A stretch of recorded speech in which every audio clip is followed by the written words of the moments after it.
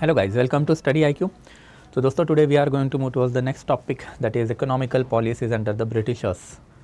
Last lecture में हम लोगों ने ब्रिटिशर्स का एडमिनिस्ट्रेटिव पैटर्न कवर अप करके रखा था and obviously in that administrative pattern सब में हम लोगों ने इलेबोरेटली देखा है कि फ्रॉम लंदन से लेके इंडिया के विलेज लेवल तक एडमिनिस्ट्रेटिव मशीनरी ब्रिटिशर्स ने कैसे खड़ी करके रखी है. The ultimate purpose of this administrative machinery was carrying out exploitation in our country. And ये एक्सप्लॉयटेशन जो अल्टीमेटली इन्होंने कैरी आउट किया, अब वो कैसे कैरी आउट किया इसके ऊपर अब थोड़ी बहुत बातें करेंगे. That is under the economical policies of the britishers. But again जाने से पहले you will get access to this PPT on the Telegram channel of ours and अगर आपको कोई डाउट रहेगा then you can ask it to me on the Instagram channel of ours guys. So let's move forward to this specific topic that is economical policies of the britishers. The ultimate aim of British administration in India ये कभी positive हो ही नहीं सकता. Even though I have extolled the virtues of the British government in the previous lectures, but इसका मतलब ये नहीं कि ये लोग अच्छे थे एंड इनका कोई अच्छा इंटेंशन इंडिया में था. They had to carry out the economical exploitation of India.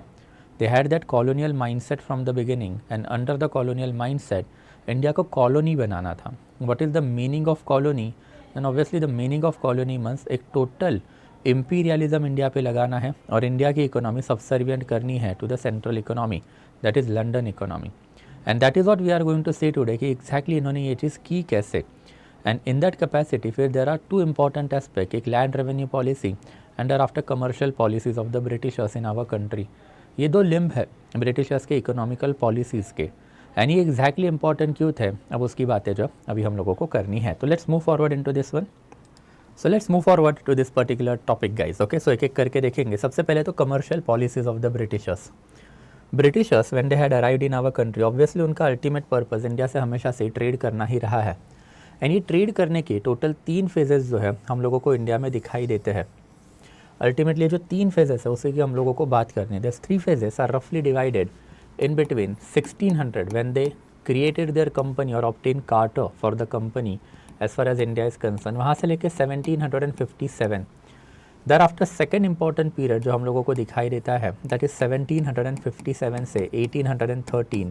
And thereafter third important phase जो हमको दिखाई देता है 1813 ऑनवर्ड टिल 1947 तक रफली ये पॉलिसीज ब्रिटिशर्स ने फिर थर्ड फेज में कंटिन्यू रखी थी.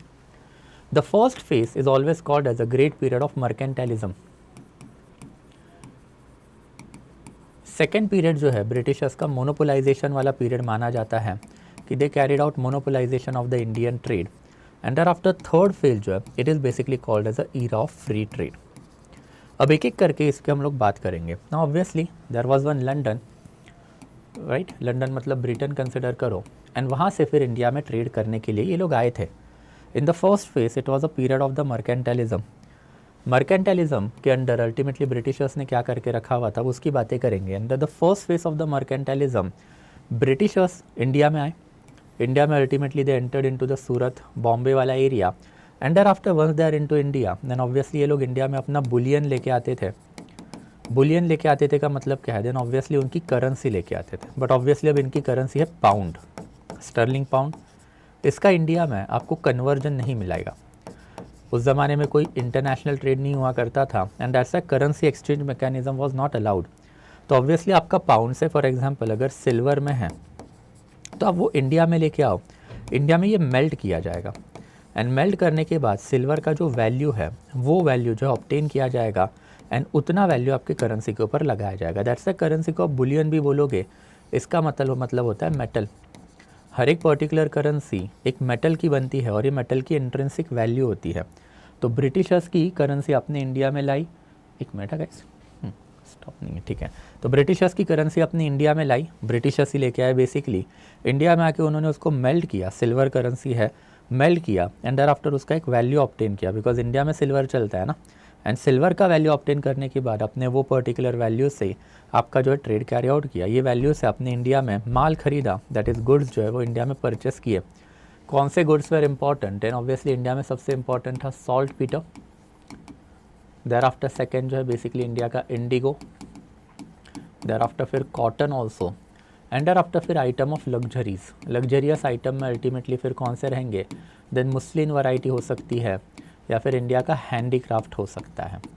तो ऐसे मल्टीपल कमोडिटी आपने इंडिया में बेसिकली परचेस किए एंड ये परचेस करने के बाद ऑब्वियसली आपने ये माल जो है वापस से लंदन में लेके जाके सेल किया, दैट इज़ बेचा। ये पर्टिकुलर ट्रेड पैटर्न जो है ये पीरियड ऑफ टाइम में चला इनका कि ब्रिटेन से अपनी करेंसी लेके आएंगे, उसको एज अ बुलियन यूज़ करेंगे, इंडिया में अपना माल खरीदेंगे एंड ये माल लेके वापस जाके ब्रिटेन में जाके बेचेंगे, प्रॉफिट कमाएंगे। बट ऑब्वियसली ये पीरियड ऑफ टाइम जो है ब्रिटेन में मर्केंटालिज्म के नाम से भी बेसिकली आप इसको बोलोगे। And what is the meaning of the mercantilism? Then mercantilism जो है बेसिकली इसके दो एस्पेक्ट हमको दिखाई देते हैं कि अंडर दिस पॉलिसी कोई भी कंट्री से, फॉर एग्जांपल अगर ब्रिटेन मर्केंटालिज्म को फॉलो कर रहा है, देन ऑब्वियसली वो हमेशा यही चाहता है कि अपने कंट्री में रॉ मटेरियल आए सबसे ज़्यादा एंड अपने कंट्री से फिनिश गुड जो है वो बाहर जाए। एंड धीरे धीरे करके ब्रिटेन ने ये वाली पॉलिसी जो है हार्डली इम्प्लीमेंट करनी चालू की। Bye the time period of 1720s onward ultimately Britain ने इंडिया से आने वाला जो माल है, दैट इज़ इंडिया से जो गुड्स आ रहे हैं, ये ऑब्वियसली फिनिश गुड्स आ रहे हैं, इनके ऊपर बेसिकली हैवी ड्यूटीज़ लगानी चालू कर ली। And obviously because of this company का प्रॉफिट मार्जिन जो वो काफ़ी इफेक्टिवली हैम्पर भी होना चालू हो गया एंड कंपनी जो है काफ़ी सीवियर फाइनेंशियल क्राइसिस में जाती हुई हमको दिखाई दी है। Fortunately for company we can say कि 1757 से जैसे ही बैटल ऑफ प्लासी हुआ, देन बैटल ऑफ प्लासी से अब इनकी सिचुएशन जो है वो इम्प्रूव होनी चालू हो गई। अब बैटल ऑफ प्लासी से इनकी सिचुएशन कैसे इम्प्रूव हुई? Then obviously battle of Plassey के वजह से अब कंपनी के अंडर बंगाल की ट्रेजरी आई एंड बंगाल की ट्रेजरी जैसे ही कंपनी के अंडर आई, देन ऑब्वियसली इसका एक ह्यूज इम्पैक्ट अब ऑब्वियसली इंडिया के ऊपर पड़ेगा ही पड़ेगा। बिकॉज बंगाल की ट्रेजरी अब जैसे ही कंपनी के पास आ गई, देन ब्रिटेन से आपको बुलियन इंडिया में लाने की कोई ज़रूरत नहीं है। आप क्यों ब्रिटेन से बुलियन या फिर आपकी करेंसी इंडिया में लेके आओगे? आपको इसकी ज़रूरत है क्या? नहीं है। अब आपके पास बेसिकली बंगाल की ट्रेजरी है एंड ये बंगाल की ट्रेजरी में से आप बेसिकली पैसा निकाल रहे हो, इंडिया में जो आप बेसिकली जगह जगह पे जाके जो है गुड्स खरीद रहे हो एंड गुड्स खरीदने के साथ साथ अल्टीमेटली आप ये गुड्स जो है ब्रिटेन में जाके सेल कर रहे हो। तो मतलब आपके लिए कोई इनपुट कॉस्ट नहीं लगा, राइट? इनपुट कॉस्ट जब बंगाल की ट्रेजरी आपको दे रही है एंड आफ्टर आपका जो आउटपुट है वो ऑटोमेटिकली क्या हुआ? बढ़ना चालू हो गया। बट ऑब्वियसली अब इस पीरियड ऑफ टाइम में पहले की मर्केंटाइल पॉलिसी तो कंटिन्यू रही ना, एंड पहले की मर्केंटाइल पॉलिसी अब जो कंटिन्यू रही उसके वजह से हुआ क्या कि आपने बंगाल की ट्रेजरी तो यूज़ कर ही ली, बट धीरे धीरे करके आपने बेसिकली आपके जो बाकी के राइवल्स हैं उसको भी एलिमिनेट करना चालू कर दिया। जैसे कि for example Danish, they were finally defeated in 1759, thereafter French who were finally defeated in 1760। वैसे ही अल्टीमेटली इसी पीरियड ऑफ टाइम के बाद में धीरे धीरे करके even Portuguese and thereafter even Dutch जो है, इनको भी ब्रिटिशर्स ने इंडिया से खदेड़ ही दिया by and large we can say. तो एक मोनोपोलाइजेशन वाला पीरियड हमको दिखाई देता है कि इंडिया की ट्रेजरी में से आप पैसा निकालोगे, इंडिया से माल जो है आप परचेस करोगे। ऑब्वियसली अब ये माल के लिए आपके काउंटर है, वो काउंटर कौन है? फॉरेन पार्टनर है, वो अभी आपको यहाँ पे इंडिया में नहीं चाहिए। तो ऑब्वियसली आपने उनको भी एलिमिनेट कर दिया एंड फाइनली आपने क्या कर लिया? आपने इंडिया से माल खरीदे एट योर रेट, मतलब ऑब्वियसली बहुत ही कम रेट में आपने वो माल खरीदे एंड आफ्टर आपने ब्रिटेन में लेके जाके उसको बेचना चालू किया। But the problem remain the same कि अगर रॉ मटेरियल आप ब्रिटेन में लेके जा रहे हो, देन ऑब्वियसली उसके ऊपर हैवी ड्यूटी ब्रिटेन गवर्नमेंट लगा रहा है। तो उसके वजह से माल जो है वो ब्रिटेन में बेचना इतना आसान नहीं बना एंड दैट्स वाई धीरे धीरे करके यही पीरियड में हम लोगों को अर्लीस्ट लेवल का commercialisation and deindustrialisation of India दिखाई दिया है, जो फाइनली ब्रिटेन ने अपने थर्ड फेज में बहुत ही इफेक्टिवली इम्प्लीमेंट किया, that is era of the free trade. जब हम लोग ईरा ऑफ फ्री ट्रेड की बातें करते तो इसका मतलब क्या? हमने कल वाले लेक्चर में ही देखा था कि कार्टर एक्ट ऑफ 1813 में फाइनली कंपनी की मोनोपोली अब ख़त्म हो गई। कंपनी की मोनोपोली जैसे ही ख़त्म हो गई, ऑब्वियसली कंपनी के लिए ये एक ह्यूज ट्रेडिंग लॉस था। तो अब ये ट्रेडिंग लॉस को आपको भर के भी निकालना है एंड ट्रेडिंग लॉस को भर के निकालने के साथ साथ अब ब्रिटेन एज अ नेशन उसको आपको फ़ायदा भी पहुंचाना है, बिकॉज नेशनलिज्म का फीलिंग, पैट्रियोटिज्म का फीलिंग वो वाली कंट्री में तो था ना। एंड दैट्स वाई फिर ये Ira of free trade and under the era of free trade इन्होंने अल्टीमेटली क्या किया? मर्केंटाइल पॉलिसी जो है उसको पूरी तरीके से अपनाना चालू किया। By this period of the time they were in charge of the entire India we can say. And ये जो पूरा इंडिया इन्होंने अपने अंडर लेके रखा हुआ था, ये इंडिया के अंडर इन्होंने अब बेसिकली दो चीज़ें करनी चालू कर ली कि इस पर्टिकुलर पीरियड ऑफ टाइम में ब्रिटेन में इंडस्ट्रियलाइजेशन हो गया था एंड इंडस्ट्रियलाइजेशन की वजह से मर्केंटाइल पॉलिसी काफ़ी हैवीली इम्प्लीमेंट हो रही थी कि एक फैक्ट्री है जिसमें आपको रॉ मटेरियल डालने हैं एंड आफ्टर फिनिश्ड गुड जो आपके आएंगे इनको आपको बेचने के लिए मार्केट लगेगा। ब्रिटेन में दोनों अवेलेबल नहीं है, बट वो इंडिया में तो अवेलेबल है ना। तो अल्टीमेटली इंडिया में रॉ मटेरियल जनरेट करना है, मतलब commercialisation of India's agriculture India में करवाना पड़ेगा। एंड आफ्टर इंडिया में आपको क्या करना है, डी इंडस्ट्रियलाइजेशन करना है।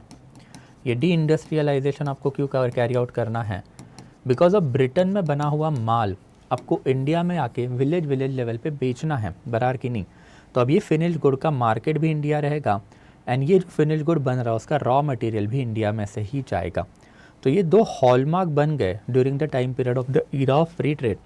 ब्रिटिशर्स ने for that particular purpose systematically पहले तो कमर्शियलाइजेशन करवाया, बड़े बड़े प्लांटर जो है यूरोप से बुलाए, thereafter local administrative machinery है उनके ऊपर प्रेशर डाल के विलेज लेवल पे जो लोग थे जो अपना बेसिकली खेती बाड़ी करके फूड क्रॉप बना रहे थे इसको बंद करवाया, एंड इनसे कैश क्रॉप जो है वो बनवाने चालू कर लिए। जैसे आपको इंडिगो चाहिए, आपको शुगर चाहिए, आपको बेसिकली कॉटन चाहिए, आपको बेसिकली रबर चाहिए, आपको basically for example we can talk about even tobacco, या फिर basically we can even talk about opium, and ऐसे मल्टीपल डिफरेंट कैश कमोडिटीज जो वो इंडिया में प्रमोट इन्होंने करनी चालू की। That is forceful commercialisation of the agriculture. ये सारा रॉ मटेरियल फिर ये लोग इंडिया से उठाएंगे, ब्रिटेन की इंडस्ट्री में डालेंगे, एंड उससे जो फिनिश गुड बनेगा वो फिनिश गुड लेके अल्टीमेटली इंडिया में वापस आ जाएंगे। एंड इंडिया में वापस आके ऑब्वियसली अब विलेज लेवल पे माल बेचोगे कैसे ना, विलेज लेवल पे तो इंडस्ट्रियलाइजेशन है, हैंडीक्राफ्ट इंडस्ट्री मतलब हाथ से बनना हुआ प्रोडक्ट जो है वो अवेलेबल है। तो दैट्स आपने हैंडीक्राफ्ट इंडस्ट्री को क्या किया, सिस्टमैटिकली डिस्ट्रक्ट करना चालू किया। इसके लिए local police machinery, local arm forces machinery, and apart from that इन्होंने लोकल लाइसेंस या फिर बेसिकली लोकल हायर्ड गुंज वो हायर किए, जैसे गोमास था या फिर इवन लठियाल। इन लोगों को हायर किया गया जो विलेज लेवल पे जाएंगे, एंड आफ्टर अगर कोई भी बंदा हाथ से बनाना हुआ प्रोडक्ट बना रहा है तो उसको एक तो धमकी देंगे, उसका हाथ काटेंगे, उसके ऊपर एट्रॉसिटी करेंगे ताकि वो बिज़नेस बंद पड़ जाए। जैसे ही बंद पड़ गया देन ऑब्वियसली अब लंदन का जो प्रोडक्ट है वो इंडिया के विलेज लेवल पे आ गया तो उसको ख़रीदार मिलेगा ना, बिकॉज उसके पास जो अल्टरनेटिव है इंडिजीनियस हैंडीक्राफ्ट इंडस्ट्री वो आपने क्या कर लिया, ख़त्म करके रखी हुई है। एंड ये वाला एस्पेक्ट ब्रिटेन ने बैन ला जो वी कैन से 1947 तक इंडिया में चला के ही रखा था। एंड ये ब्रिटिश कमर्शियलाइजेशन और you can say British commerce policy के, कमर्शियल पॉलिसी के 3 इम्पॉर्टेंट पीरियड रहे हैं। तो पहले वाला period was a great mercantile period, second वाला पीरियड जो है मोनोपोलाइजेशन वाला पीरियड था, एंड आफ्टर थर्ड वाला जो पीरियड है ये क्या है, देन ऑब्वियसली वाला एस्पेक्ट जो है दैट इज़ फ्री ट्रेड वाला एस्पेक्ट, एंड उससे एसोसिएटेड जो पैरामीटर है that I have already told you, I hope it is quite clear. And यही 3 पॉलिसीज़ के ऊपर अब अल्टीमेटली मैंने आपको यहाँ पे लिख के भी रखा हुआ है कि 1600 से 1757 it was a pure trading company, mercantile policy में ढली हुई ट्रेडिंग कंपनी, बट बाय 1720 अब हैवी ड्यूटीज़ इंडिया के ऊपर लगेंगी। तो जैसे इंडिया के फाइनल गुड्स के ऊपर हैवी ड्यूटी लगनी चालू हो गई ब्रिटेन में तो वो ल्यूक्रेटिव नहीं बचा, बट इंडिया से रॉ मटेरियल वहाँ पे जा रहा है तो वो ल्यूक्रेटिव है। दैट्स वाई फिर नेक्स्ट फेज में इन्होंने इंडिया को धीरे धीरे करके जो रॉ मटेरियल में कन्वर्ट करना चालू कर दिया बाय मोनोपोलाइजेशन। तो मोनोपोलाइजेशन इन्होंने कैरी आउट किया, एंड मोनोपोलाइजेशन का मैक्सिमम फ़ायदा ब्रिटेन को मिला कि इनके पास गवर्नमेंट हाथ में है इनके, तो गवर्नमेंट जैसे ही हाथ में होगा तो राइवल्स एलिमिनेट कर लिए, मोनोपोलिस्टिक कंट्रोल उठा लिया, एंड बेयर मिनिमम अमाउंट के ऊपर इंडिया का प्रोडक्ट खरीद के उसको ब्रिटेन में हाई दाम पे बेचना चालू कर लिया। एंड देयर आफ्टर फिर area of free trade, area of free trade मतलब क्या है, देन ऑब्वियसली अब इंडिया में commercialisation of the agriculture and deindustrialisation carry out किया जाएगा, बिकॉज इंडिया से रॉ मटेरियल जाएंगे ब्रिटेन में, वहाँ से जो फाइनल गुड अल्टीमेटली इंडिया में आएगा उसको विलेज लेवल पे आपको बेचना भी है। तो ये जो 3 फेसेस है काफ़ी सिग्निफिकेंट रहे हैं, एंड इसके अल्टीमेटली इम्पैक्ट क्या पड़े, देन ऑब्वियसली कुछ इकोनॉमिकल इम्पैक्ट रहे हैं। सबसे पहले तो एम्पावरिशमेंट, ऑब्वियसली अब इंडिया की इकोनॉमी सबसर्विएंट हुई ब्रिटेन की इकोनॉमी की, तो इंडिया में गरीबी आएगी ही, इंडिया में एम्पावरिशमेंट बढ़ेगा, and this particular impoverishment can be visible at a village level, जहाँ पे आपने डी इंडस्ट्रियलाइजेशन कैरी आउट किया, जिसके वजह से अब एग्रीकल्चर के ऊपर लोड बढ़ा। देयर आफ्टर जब एग्रीकल्चर के ऊपर लोड बढ़ा उसमें आपने कमर्शियलाइजेशन कैरी आउट किया, देन ऑब्वियसली कमर्शियलाइजेशन के वजह से लोगों को पास खाने के लिए खाना ही नहीं बचा, अल्टीमेटली आप रबर या फिर जूट या फिर इवन कॉटन खाओगे तो नहीं ना। एंड अपने ज़मीन के ऊपर फूड क्रॉप उगाने के जगह जैसे ही कैश क्रॉप उगाने चालू कर लिए, देन ऑब्वियसली क्या होंगे, ये निगेटिव एस्पेक्ट माने जाएंगे, इसकी वजह से काफ़ी गड़बड़ होगी। And finally because of the cash crop, India के जो प्रोडक्ट है वो अल्टीमेटली ग्लोबल मार्केटिंग सिस्टम से इंटीग्रेट हुए, जिसका ह्यूज इम्पैक्ट इंडिया पे पड़ा। लेटर ऑन मैं आपको एक एग्जांपल भी दूंगा कि अमेरिकन सिविल वॉर 1861-1865 में जो हुआ, उसका इम्पैक्ट दक्खन के कॉटन प्राइजेस पे कैसे पड़ा, जिसका वजह से डेक्कन अग्रेरियन राइट हुए। That is something later on, अभी के लिए बस फैक्चुअल डाटा के लिए एग्जाम्पल याद रखना। But because of the American civil war, Deccan agrarian riot 1875 के लेटर ऑन हमको दिखाई भी देते हैं। तो this are certain economical impact. वैसे ही सोशल इम्पैक्ट की अगर बात करें तो अब इंडिया में लेबर क्लासेस बढ़ने चालू हो गए। लेबर क्लासेस बढ़ने क्यों चालू हो गए? बिकॉज ऑब्वियसली हैंडीक्राफ्ट इंडस्ट्री आपने बर्बाद कर दी। एंड जैसी हैंडीक्राफ्ट इंडस्ट्री आपने बर्बाद कर दी, देन धीरे धीरे लेबर पॉपुलेशन अक्रॉस इंडिया बढ़ती हुई आपको दिखाई देगी। Thereafter next important aspect, जो एग्रेरियन लोड आपने बढ़ाया कि अब एग्रीकल्चरल लेबर बहुत ही ज़्यादा हो गए। एंड विलेज लेवल पे जो मल्टीपल प्रोफेशन थे पहले के ज़माने में, जैसे ऑयल मेकिंग इंडस्ट्री, शू making industry, textile making industry, सब वाले जो लोग हैं अब खेती बाड़ी में चले गए, तो विलेज कम्युनिटी पूरी की पूरी डिस्टेबलाइज हो गई। इनफैक्ट ये one of the biggest reason है कि अब एग्रीकल्चरल सेक्टर जो विलेज लेवल का है उसमें काफ़ी अच्छी खासी गरीबी भी आने वाली है। देयर आफ्टर नेक्स्ट जो है बेसिकली पॉलिटिकल इम्पैक्ट, कि पॉलिटिकल इम्पैक्ट में अल्टीमेटली जो ब्रिटिश सुप्रीमसी है ये ऑब्वियसली काफ़ी सिग्निफिकेंट रही है। एंड ब्रिटिश सुप्रीमसी इंडिया के ऊपर अब जो इम्प्लीमेंट हुई है वो इकोनॉमिकल स्फीयर में भी आपको दिखाई देगी कि इंडिया में अगर आपको बिजनेस करना है then obviously you are required to maintain good relation with Britain, and most probably आपको ब्रिटिश ही होना पड़ेगा। वैसे ही अल्टीमेटली अब इंडिया का फोर्स्ड अग्रेरियनाइजेशन भी हुआ, मतलब कमर्शियलाइजेशन की वजह से इंडिया में अर्बन पॉलिसी जो है पूरी बंद कर दी गई and thereafter village policy चलाई गई। बिकॉज ब्रिटेन के इंडस्ट्री में इंडिया का रॉ मटेरियल जब तक नहीं जाएगा तब तक प्रोडक्शन कैपेबिलिटी नहीं बढ़ेगी, फाइनल गुड्स नहीं बढ़ेंगे, उसको बेच के आप बेसिकली धंधा कैसे चलाओगे फिर, राइट। एंड वैसे ही अल्टीमेटली फिर एब्सेंटी लैंडलॉर्डिज्म जो है वो भी अब इंडिया में बढ़ना चालू हो गया। एब्सेंटी लैंडलॉर्डिज्म का मतलब क्या है कि अब बेसिकली विलेज लेवल की ज़मीन जिसकी ओनरशिप जिस बंदे के पास है वो जाके बैठा हुआ है शहर में, बिकॉज विलेज लेवल में कुछ बचा ही नहीं है। एंड देयर आफ्टर धीरे धीरे करके आपको दिखाई देगा कि विलेज लेवल की वेल्थ है वो सक की गई कहाँ पे, देन ऑब्वियसली अर्बन लेवल पे। ये एब्सेंटी लैंडलॉर्डिज्म का सबसे वर्स्ट ऑफ एस्पेक्ट है इंडिया में, आपको आज भी ये दिखाई देगा। Most probably you yourself must be absentee landlord, कि आपका एक ज़मीन पड़ा है गाँव में, वो आपने बेसिकली चढ़ाया हुआ है, किसी के पास दे के रखा है, वहाँ से जो वेल्थ आ रही है वो डायरेक्टली आपके जेब में आ रही है, मतलब शहरों में जहाँ पे आप बैठे हो वहाँ पे आ रही है। तो this are basically political impact we can talk about. And that brings us to the next important aspect, that is land revenue settlement. ये लैंड रेवेन्यू सेटलमेंट भी काफ़ी सिग्निफिकेंट है, बिकॉज इनिशियल लेवल पे अगर आप देखोगे तो हम लोगों ने अभी थोड़े टाइम पहले देखा था कि ये पर्टिकुलर पीरियड ऑफ टाइम में, दैट इज़ 1600 से लेके 1813 तक, ब्रिटिशर्स का प्राइमरी एस्पेक्ट हमेशा वही रहा है कि बंगाल की ट्रेजरी भरनी चाहिए।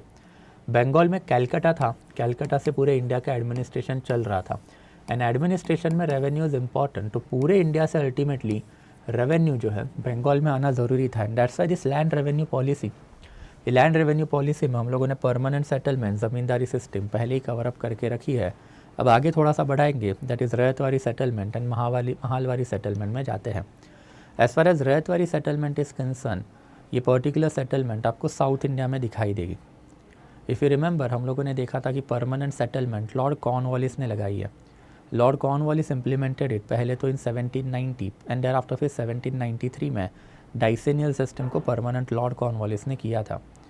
1793 ऑनवर्ड जैसे ही परमानेंट सेटलमेंट बिहार, बंगाल, उड़ीसा में इम्प्लीमेंट हुई, उसके निगेटिव इम्पैक्ट अक्रॉस इंडिया आपको दिखाई देंगे ही देंगे ना। तो जो बंगाल एडमिनिस्ट्रेशन, बॉम्बे एडमिनिस्ट्रेशन बना था, they were watching and ultimately they started to criticise this system, कि लॉर्ड कॉर्नवालिस ने जो सिस्टम बना के रखी है इसकी वजह से ज़मींदार एज अ पॉलिटिकल एलाइड तो हो रहे हैं, बट जो आपका एक्चुअल ऑब्जेक्टिव था that is steady flow of income, वो इसमें सेटिस्फाई नहीं हो रहा है। एंड अगर हो भी रहा है तो ये over a period of the time lethal system है, बिकॉज आपने सेटलमेंट परमानेंट करके रखी है। So Britishers are given away their right to enhance revenue at a future period of the time. And that's why later on जब 1820 में precisely दो नए बड़े प्रोविंस क्रिएट किए गए, बॉम्बे एंड मद्रास, तब यहाँ पे कौन सा रेवेन्यू सेटलमेंट होना चाहिए इसके ऊपर डिबेट छिड़ गई। तो सबसे पहले मद्रास वाले एरिया में हमको दिखाई देता है कि थॉमस मुनरो, थॉमस मुनरो बहुत पहले से ही बंगाल में प्रेजेंट है। 1792 में इफ़ यू रिमेंबर, मैसूर हारने के बाद मैसूर का एक सर्टन एरिया जो है, गुंटूर वाला एरिया जो हैदराबाद के निज़ाम को दिया था, उसके थोड़ा सा साउथ वाला एरिया जो है ब्रिटिशर्स ने अपने अंडर ले लिया। एंड वो वाले एरिया में बेसिकली एडमिनिस्ट्रेटर थॉमस मुनरो ही थे। एंड 1792 में थॉमस मुनरो ने फॉर द फर्स्ट टाइम रैयत वाली सेटलमेंट ये वाले एरिया में लगा के रखी थी। 1820 में जैसे ही मद्रास जो है एनलार्ज प्रोविंस बना because of the territory captured by Peshwa, ये डिवाइड की गई थी बॉम्बे एंड मद्रास के बीच में, तो मद्रास वाले एरिया में पहले गवर्नर जनरल बने sir Thomas Munro. And sir Thomas Munro ने फिर मद्रास में पूरे के पूरे प्रोविंस में रैयत वाली सेटलमेंट इम्प्लीमेंट कर दी by calling permanent settlement as a scam. कि वाले सेटलमेंट में हम लोगों को दिखाई देता है कि ज़मींदार की पावर बड़ी है, पीजेंटाइन कंडीशन वर्स्ट ऑफ है, ब्रिटिशर्स ने right to increase revenue at a future period of time give up किया है, and steady flow of income भी जो है वो एक्चुअल में स्टडी नहीं है। And that's why we shall be moving on to the new system. And फिर ये न्यू सिस्टम में जाने के पीछे के रीज़न हम 2-3 हमको दिखाई देते हैं, वो भी देखेंगे। सबसे पहले तो considerable frustration with the tax collection जो परमानेंट सेटलमेंट में हमको दिखाई देता है कि परमानेंट सेटलमेंट में आपने सेटलमेंट तो परमानेंट कर दी, बट इसका मतलब ये नहीं है कि ज़मींदार लोकल लेवल पे कुछ अच्छा काम करेगा। ज़मींदार तो एक्सप्लॉयटेटिव रहा, लोगों ने एग्रीकल्चरल छोड़ना अभी भी चालू रखा, एंड आफ्टर फिर बंगाल का रेवेन्यू जो उसकी वजह से काफ़ी गड़बड़ा गया। तो ये एक फ्रस्ट्रेशन था ब्रिटिशर्स के लिए कि our treasury must be fulfil, तभी जाके हम इंडिया से माल खरीदेंगे, ब्रिटेन में जाके बेचेंगे, तभी तो कंपनी को प्रॉफिट होगा, वरना कंपनी को प्रॉफिट कैसे होगा। And in that capacity this people के पास एक सेकेंड रीज़न भी था कि basically Scottish enlightenment, Adam Smith के बारे में मैंने आपको पहले भी बता के रखा था, the father of capitalism Scottish person थे। डेविड रिकार्डो जिनकी थियरी ऑफ रेंट, मैंने कभी ना कभी तो इसका भी रेफरेंस आपको दिया होगा, स्कॉटिश पर्सन थे। एंड वैसे ultimately Thomas Munro Scottish person थे। तो there was a Scottish enlightenment, and under Scottish enlightenment obviously आप लोगों के भलाई के लिए कोई ना कोई तो चीज़ें करोगे। एंड फॉर दैट पर्पज़ ये भी एक रीज़न दिया था थॉमस मुनरो ने कि we shall be thinking about ryot, the ordinary population, not our coffers only. अगर एग्रीकल्चर को सस्टेनेबल हम नहीं बना पाए then obviously agriculture over a period of the time बर्बाद हो जाएगा, एंड अगर एग्रीकल्चर बर्बाद हो गया तो रेवेन्यू आएगा कहाँ से। तो that is also one of the reason. And finally फिर यूटिलिटेरियन आइडिया जो 1810-20s में बढ़ रही थी, जिसके ऊपर मैंने आपको पहले ही बताया था, Jeremy Bentham, John Stuart Mill, and finally फिर 1828 में विलियम बेंटिक भी आएंगे। All of them were influenced by the utilitarian idea, मतलब greatest good for the greatest number of the people. And ये greatest good for the greatest number of people is also one of the significant aspect कि क्यों रैयत वाली settlement लाई गई। Ultimately अगर इसके feature देखें तो it was conducive for the local Madras province. अगर आपको याद है तो हम लोगों ने हैदर अली पढ़ा था, हैदर अली ने ही साउथ इंडिया में जो ज़मींदार है उनके राइट्स अवेक या फिर बेसिकली ख़त्म करने चालू किए थे। By the time period of the Tipu Sultan हमने टीपू का भी एडमिनिस्ट्रेशन देखा था कि विलेज लेवल तक एडमिनिस्ट्रेटिव मशीनरी मेंटेन इन्होंने करके रखी थी। एंड दैट्स अ रैयत वाली सेटलमेंट जब इम्प्लीमेंट हुई तो थॉमस मुनरो का ही ये स्टेटमेंट रहा है कि we are not going for a permanent settlement because यहाँ पे कोई लोकल लैंडलॉर्ड नहीं है। वो हैदर अली टीपू सुल्तान ने ही ख़त्म किए हैं।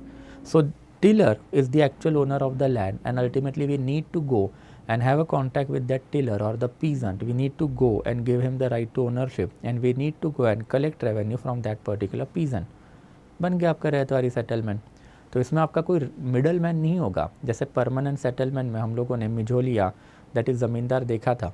देयर आफ्टर इसमें अल्टीमेटली जब आप खुद मतलब ब्रिटिश एडमिनिस्ट्रेटिव मशीनरी लैंड पे जाएगी, असेसमेंट कैरी आउट करेगी, तो field assessment and land and सर्वे होंगे ही ना। तो पत्ता एंड कबूलियत वाले डॉक्यूमेंट जो इंडिया में हमेशा से ट्रेडिशनली चले हैं वो भी थे। देयर आफ्टर फिर fixation of the land revenue जो 1 साल का होगा, एनुअल असेसमेंट।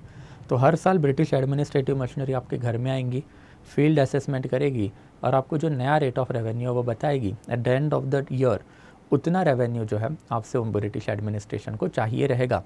अल्टीमेटली पीजेंट जो है इनकी हालत इसमें जो क्या हो गई, ख़त्म हो गई। बिकॉज पीजेंट के लिए भले ही आपने बोला कि ये सिस्टम अच्छी है, बट वो अच्छी नहीं रही। क्यों अच्छी नहीं रही? बिकॉज अब एक्चुअल लैंड ओनर गवर्नमेंट बन गया, and government retain right to enhance revenue at any given period of the time. And government के पास अगर ये राइट है, वो भी ब्रिटिश गवर्नमेंट, तो क्या वो कभी अपने रेवेन्यू राइट्स गिव अप करेगा या फिर अपना रेवेन्यू डिमांड कम करेगा? क्या कभी नहीं करेगा। तो ड्रॉट है, फेमाइन है, या फिर कोई और बेसिकली एस्पेक्ट है, it does not matter, you have to pay the revenue. अगर आपके पास रेवेन्यू नहीं है तो लोकल लेवल पे लैंडलॉर्ड ब्रिटिशर्स ने, नॉट लैंडलॉर्ड, मनी लेंडर बिठा के रखा है, तो मनी लेंडर से आप पैसे लेके आओगे एंड पैसे लेके ब्रिटिशर्स को दोगे। तो अल्टीमेटली पीजेंट के लिए जो है ये सिस्टम काफ़ी हानिकारक प्रूव हुई। एंड आफ्टर फिर विलेज इंटरमीडिएट्स तो कंटिन्यू रहे। अब आप कितना भी कुछ ना बोलो, बट ब्रिटिश लेवल का administration at the most district taluk level तक ही पेनिट्रेट कर पाया था इंडिया में। उसके नीचे जो हेरिडिटरी लैंडलॉर्ड है, विलेज बेस के जो इंटरमीडियरीज है, वही रहे हैं। एंड वही लोगों का जो प्रेजेंस है लोकल लेवल पे कंटिन्यू रहा ना, राय, राणा, रावत, खूट, मुकादम, देर आफ्टर फिर Patil, Patel, Mhatres and thereafter even Gowdas and Reddys, ये सारे लोकल इंटरमीडियरीज हैं। हमने मीडिएवल इंडिया में भी इनके ऊपर इलेबोरेटली पढ़ा हुआ था, ये सारे ही रहे। एंड इसमें अल्टीमेटली आपको साउथ इंडिया के भी तो विलेज इंटरमीडियरीज दिखाई दे रहे, तो इवन साउथ इंडिया के भी विलेज इंटरमीडियरीज कहाँ पे गए, बिल्कुल भी नहीं गए। तो दैट इज़ ऑल्सो देयर कि continuation of the village intermediaries हमको दिखाई देता है। एंड देयर आफ्टर फिर impact of the ryotwari settlement. As far as impact of the ryotwari settlement, I told you कि गवर्नमेंट जो है they remain the actual land owner. एक सूडो ओनरशिप भी इस पीजन को दे दी गई थी नाम के लिए। अल्टीमेटली वो जितना भी पैसा ले रहा है तो ऑब्वियसली सारा का सारा पैसा जो गवर्नमेंट डकार जा रही थी। देयर आफ्टर फिर पीजन के ऊपर बहुत ही ज़्यादा हैवी बर्डन पड़ा। ऐसा हमेशा से ही माना जाता है कि इन बिटवीन 60% to 80% का रेवेन्यू डिमांड ब्रिटिशर्स का रहा है अंडर दिस पर्टिकुलर सेटलमेंट। वैसे ही अल्टीमेटली कोई ग्रीवेंस रिट्रेसल मैकेनिज़्म इसमें नहीं है। जो मैंने आपको परमानेंट सेटलमेंट के टाइम पे ही बताया था कि अगर पीजन के ऊपर कोई एट्रॉसिटी हुई है लोकल लेवल पे, natural atrocity, for example famine आया है, ड्रॉट आया है, या फिर बेसिकली बहुत ही ज़्यादा महामारी आ गई है, मतलब क्या है, देन ऑब्वियसली जो एग्रीकल्चरल डिसीज़ है वो आ गए, तो ऑब्वियसली पीजन के पास पैसा नहीं है। तो माई बाप करके कहीं ना कहीं तो जाएगा ना कि भाई बचाओ, अब मैं कुछ पैसा नहीं दे सकता। जब तक इंडियन रूलर थे तो वो चीज़ें मानते थे और वो फिर एग्रीकल्चरल रेमिशन देते भी थे। ब्रिटिशर्स तो नहीं देंगे। तो obviously now there was no provision of the redressal also, exploitation by money lender, because Britishers ने क्लियरली बता के रखा था कि अगर आपको कोई नेचुरल कैलामिटी आती है तो आपका कंसर्न है, हमने तो रेवेन्यू डिमांड बता के रखा उतना देना है, अगर नहीं दोगे तो लैंड से एविक कर देंगे। एंड ऑब्वियसली कौन अपना ज़मीन छोड़ना चाहेगा। तो इन दैट कैपेसिटी आप मनी लेंडर के पास जाओगे, वहाँ से उधार लोगे, अपनी प्रॉपर्टी के जो पेजेस है मॉर्गेज रखोगे, but in that capacity it was a thorough possible ruin. And ये clutches of the money lender proved out to be too much lethal for the farmer. And thereafter assessment की अगर बात करें then obviously धीरे धीरे करके ये assessment जो है 60-70% जो था वहाँ से रिड्यूस करके वो 30-40% के बीच में इन्होंने लाया। बट ऑब्वियसली लोकल लेवल पे इसका इम्पैक्ट कभी नहीं दिखाई दिया। 30% का आप रेवेन्यू पेंट करो, ऊपर से रेंट पे करो, ऊपर से कोई एट्रॉसिटी या फिर बेसिकली गुन्स है लोकल लेवल के इंटरमीडिएट्स है उनकी फ़ीस आप एक्स्ट्रा दे दो, जिसके वजह से एग्रेरियन कंडीशन बहुत ही डिटेरियोरेट हुई। एंड फाइनली हम लोगों को दिखाई देता है कि 1867-78 में फाइनली ग्रेट मद्रास फेमाइन जो है वो भी आता हुआ दिखाई दिया है। तो ये अगेन क्यों है, रैयतवारी सेटलमेंट 1820s 1830s में आपने लगा दिया, एंड 1860s ऑनवर्ड फिर एक रिकरेंट फेमाइन वाले क्लैप में मद्रास फंस गया। एंड दैट्स वाई फिर मद्रास वाली या फिर बेसिकली रैयतवारी सेटलमेंट को भी लेटर ऑन रिप्लेस किया गया विथ महालवारी सेटलमेंट। ये लगी कहाँ पे, तो इसका कोर हमेशा था नॉर्थ वेस्टर्न फ्रंटियर प्रोविंस, मतलब आगरा दिल्ली वाला एरिया, देयर आफ्टर फिर सेंट्रल प्रोविंस मतलब मध्य प्रदेश का नॉर्थन वाला एरिया, एंड देयर आफ्टर फिर जो भी लैंड ब्रिटिशर्स के पास सतलज के ऊपर है दैट इज़ पंजाब वाला एरिया। ये पर्टिकुलर सेटलमेंट लगाने का जो क्रेडिट है वो basically Holt Mackenzie and thereafter Martin Bird, ये दोनों को जाता है। एंड इन्होंने ये सिस्टम डेवलप करके रखी थी। इन्होंने क्या बोला कि देखो हम लोग इंडिविजुअल फार्मर पीजन के साथ जाके कांटेक्ट नहीं कर सकते, तो will take village as a unit. तो इंडिविजुअल फार्मर की ज़मीन यूनिट नहीं होगा रेवेन्यू के लिए, पूरे विलेज की ज़मीन जो है वो रेवेन्यू होगा या फिर वो यूनिट होगा for the revenue collection. And ultimately इसके ऊपर जो हम लोग रेवेन्यू डालेंगे वो ईयरली सेटलमेंट होगी, हर साल हम बताएंगे कितना रेवेन्यू होगा, एंड वो रेवेन्यू जमा करके ब्रिटिशर्स को देने की जिम्मेदारी वो विलेज हेडमैन के ऊपर होगी। एंड विलेज हेडमैन जो है now he become a most important personality under the Mahalwari settlement.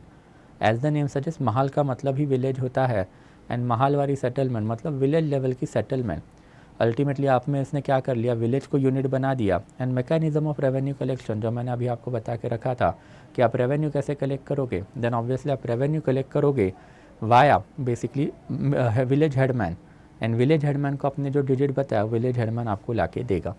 ये पर्टिकुलर सेटलमेंट के अगर फीचर की अगर हम लोग बात करते हैं देन वही है कि village as a unit, thereafter फिर mechanism of the revenue collection, thereafter geographical area मतलब कहाँ कहाँ पर है।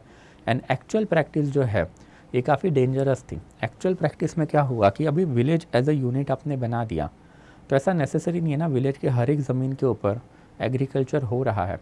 से फॉर एग्जांपल एक पर्टिकुलर लैंड वेस्ट लैंड है जिसके ऊपर कोई खेतीबाड़ी नहीं कर रहा है, या फिर आपके आजू बाजू वाला जो बंदा है वो घर छोड़ के चला गया सिटी लेवल पे एंड देयर आफ्टर फिर वो वाला एरिया फैलो है, तो इसमें ब्रिटिशर्स इसमें कोई रिलीवेंसी नहीं देने वाले हैं। And in that capacity Britishers ने काफ़ी एक्सप्लॉयटेटिव मैकेनिज्म लोकल लेवल पे इम्प्लीमेंट करके रखा हुआ था। That is something that we can see. And ultimately इसका इम्पैक्ट क्या पड़ा, तो लैंडलॉर्ड है उसके लिए सिस्टम मैनेज करने के लिए काफ़ी डिफ़िकल्ट गई, because ultimately he was the point of contact in between his own people that is farmer eight a village level and Britishers. And दोनों चीज़ों या फिर दोनों एंटिटीज़ के बीच में अगर आप मिडल मैन फंस गए, आपके ऊपर मैक्सिमम प्रेशर आएगा कि पहले तो विलेज मैन से सारा ही लैंड टिल करवाओ, रेवेन्यू कलेक्ट करो, ब्रिटिशर्स को दो। अगर नहीं देंगे तो ब्रिटिशर्स आपके घर पे आएंगे कि भाई आपने रेवेन्यू क्यों नहीं दिया। देर आफ्टर बहुत ही हाई रेवेन्यू डिमांड थी। हॉल्ट मैकेंजी जो है उसने ऑलमोस्ट 80%, देर आफ्टर फिर विलियम बेंटिक मार्टिन बर्ड के टाइम पे 66% एंड देर आफ्टर फिर धीरे धीरे करके इसको 50% पे लाया गया। तो ब्रिटिशर्स ने पहले वो पर्टिकुलर लैंड की रेंटल वैल्यू निकाली डेविड रिकार्डो का थियरी ऑफ रेंट यूज़ करके, एंड उसके 80%, 50% एंड देर आफ्टर 66% मांग के रखे थे। एंड धीरे धीरे करके इसके वजह से आपको नॉर्थ इंडिया में भी काफ़ी अच्छा खासा पीजेंट अपराइजिंग दिखाई देगा। एंड सर्टन लेवल पे वी कैन से कि नॉर्थ वेस्टर्न फ्रंटियर प्रोविंस में, सेंट्रल प्रोविंस में जो रिवॉल्ट हुए ब्रिटिशर्स के अगेंस्ट 1857 में, वो भी यही पर्टिकुलर सिस्टम पे लगाए जाते हैं।